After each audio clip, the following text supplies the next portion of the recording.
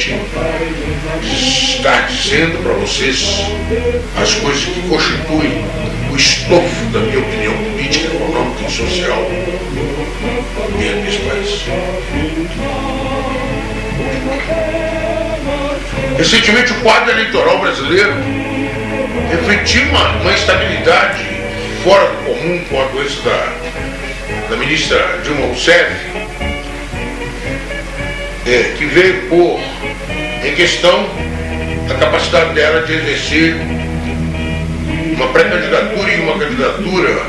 plena e, se eleita, exercer o mandato de presidente, no caso de vencedora, de maneira cabal, sem nenhum risco de descontinuidade. Acredito eu que a doença da doutora Dilma colocou um senão no processo de definição de candidatos e, sobretudo, de definição de preferências populares em torno desses mesmos candidatos. Não obstante a sorte e o juízo reflexivo do presidente Lula, sempre se antecipou aos acontecimentos e permitiu, inclusive, que aparecesse um segundo protagonista capaz de preencher as funções de sucessor de Lula no caso de impedimento da doutora Dilma, seria o ex-ministro da Fazenda, Dr. Palocci, que tão sabiamente dirigiu o processo de construção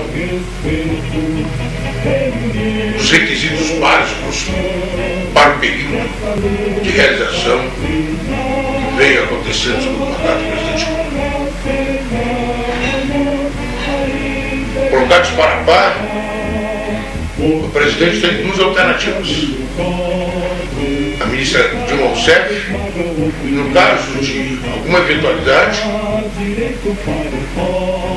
o ministro Palocci. Entretanto, os fatos políticos têm mostrado que a ministra Dilma e o ministro Palocci sofreram desgaste da sua imagem pública em virtude de acontecimentos que, lamentavelmente, nós brasileiros soubemos e tivemos que engolir, sem possibilidade nenhuma de interferir de modo decisivo e eficaz, na questão, que é a questão da quebra de sigilo bancário do Francenil, que, afinal de contas, foi muito condenado na sentença dada pelo relator Gilmar Mendes, do Supremo Tribunal Federal, que absolveu, ou não permitiu, para ser mais exato, a continuação do inquérito que averiguaria as responsabilidades todas do ministro Palocci no caso da quebra de sigilo bancário do Francenil. Quem pagou realmente foi o Matoso, o ex-presidente da Caixa Econômica, que não tinha nada a ver com o caso. O fato de ter em mãos informações sigilosas da instituição que dirigia a Caixa Econômica não quer dizer nada, porque ele era exatamente o presidente lá. Agora, a passagem dessa informação para outras mãos e a utilização dela de forma política, claro, é a questão de mérito que tem que ser julgado e que não foi no caso do ministro Palocci. Apareceram inúmeros candidatos, ou pré-candidatos, ou aspirantes a candidato no cenário político eleitoral no Brasil nos últimos tempos, com uma certa timidez, uma certa incitação, com vacilos, mas o quadro vai se definindo lentamente e aparece na tela inusitadas figuras que antes nem se cogitavam como possíveis candidatos a presidente da República, tais como A excelentíssima senhora senadora Marina Silva, em relação à qual nós mantemos um sentimento muito profundo de respeito e consideração, em virtude do trabalho e da inteligência dela na direção e na condução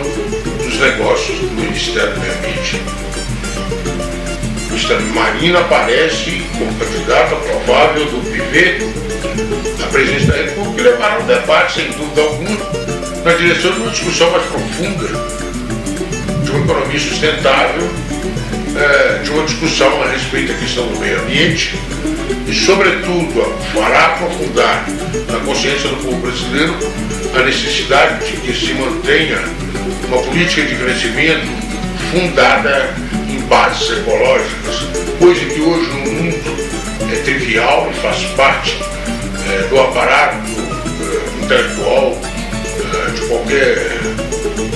político que detenha cargos públicos ou mesmo intelectuais que militam aí na esfera pública, defender essa ou aquela opinião.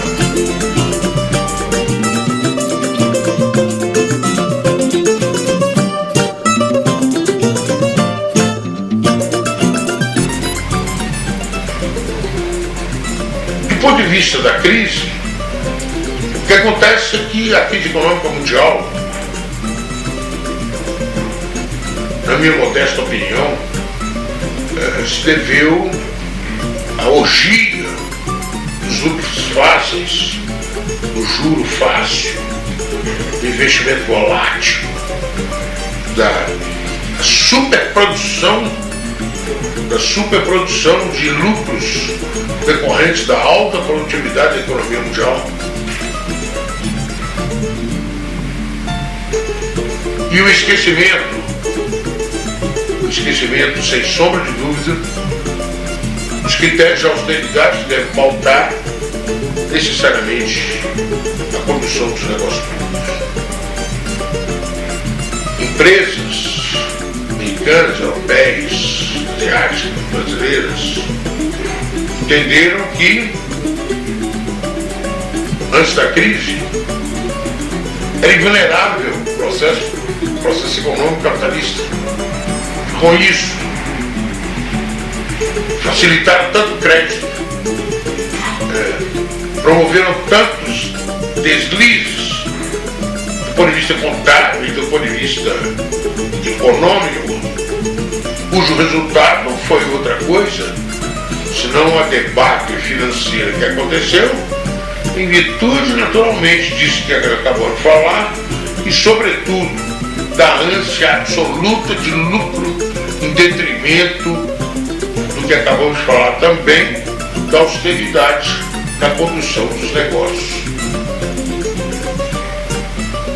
Do ponto de vista do Brasil, eu venho chamando a atenção através dos meus textos, das minhas publicações na imprensa local, que tem repercussão nacional, a respeito do fato de que a capacidade ociosa que existe na economia hoje se deve ao fato dela ter crescido, além de uma medida puramente interna. Ela ultrapassou a demanda do mercado interno e se organizou de forma a produzir duplamente para o mercado interno e para o mercado externo. Em consequência, a expansão dessa produção, com a crise econômica mundial, com o decaimento da política comercial mundial, o fato da rodada de Doha não ter acontecido de maneira satisfatória, ou não ter acontecido de forma nenhuma, acabou por fazer com que, no aparecer da crise, a economia dos países que tinham se organizado para produzir para fora, entrasse para dentro e se deparasse com um incrível problema de crédito interno, de capacidade de investimento produtivo adequado, de redução de emprego e, sobretudo, da falta de mercados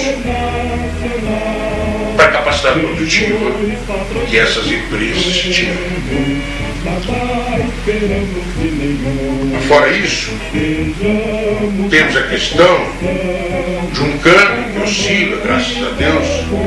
graças ao Poderes também, um câmbio que oscila e que permite o ajustamento das flutuações de preço